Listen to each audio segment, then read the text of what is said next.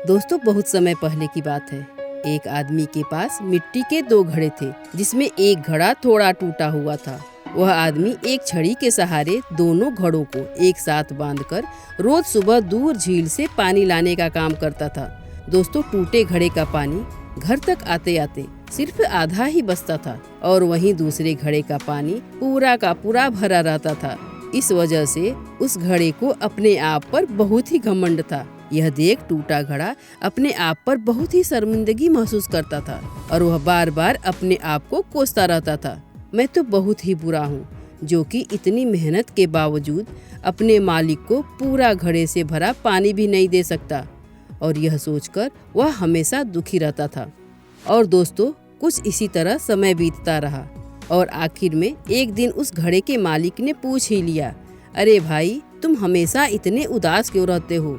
मुझे तो बताओ, बात क्या है? फिर क्या दोस्तों, वह टूटा घड़ा एकदम से भावुक हो उठा और वह रोते रोते अपने मालिक से कहने लगा, मालिक, मैं कितना बदनसीब हूँ। मेरे अंदर एक सुराख है, जिसके कारण मैं आपके इतने मेहनत के बावजूद भी पूरा घड़े से भरा पानी नहीं दे पाता हूँ और यह बात मुझे अंदर ही अंदर बहुत दुख देता है, इसलिए मैं इतना उदास रहता हूँ। लेकिन तभी वह आदमी बहुत ही उत्साह से बोला, बस इतनी सी बात? मुझे तो तुमसे कोई शिकायत नहीं, मैं तो तुमसे बहुत ही खुश रहता हूँ। तुम जैसे भी हो मेरे लिए बहुत अच्छे हो। और हाँ, अगर तुम्हें मेरी बात पर विश्वास न हो तो आओ, चलो मेरे साथ। और फिर किसान टूटे घड़े को अपने साथ लेकर उस रास्ते पर निकल पड़ता है, जहाँ से वह रोज पानी लाने का काम करता था। दोस्तों, उस रास्ते में एक तरफ बहुत ही सुंदर सुंदर रंग बिरंगी खुशबू से भरे हुए ढेर सारे फूल खिले थे। किसान ने उस घड़े से कहा, जरा इन फूलों को ध्यान से देखो, तुम्हें शायद अच्छा लगे। जब टूटा घड़ा उन फूलों को देखने लगा तो वह बहुत ही खुश होकर अपने मालिक से बोला, वास्तव में बहुत ही अच्छे फूल हैं, कौन लगाया होगा इतनी सारी फूलों को? किसान बोला, वैसे तो फूल का बीज हमने लगाया है, पर इसे हरा भरा और खिलाने का काम तुमने किया है। घड़ा आश्चर्यचकित होकर बोला, मैंने? कब और कैसे? तब किसान कहने लगा, सुनो, मैं तुम्हें बताता हूँ, सच बात तो यह है कि तुम्हारी कमजोरी हमें पहले से ही पता थी और इसका मैंने अच्छा उपयोग किया।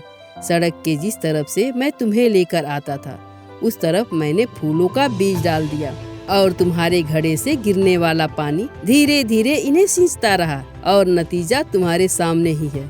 आज तुम्हारे ही वजह से इन फूलों को मैं प्रभु के चरणों में अर्पित कर पाता हूँ और अपने घर को स्वर्ग सा सुंदर बना पाता हूँ। अब तुम ही बताओ, अगर तुम जैसे हो वैसे नहीं रहते तो क्या मेरा ऐसा करना संभव हो पाता? दोस्तों, ऐसे ही हम सभी के अंदर कोई ना कोई कमियां जरूर होती हैं।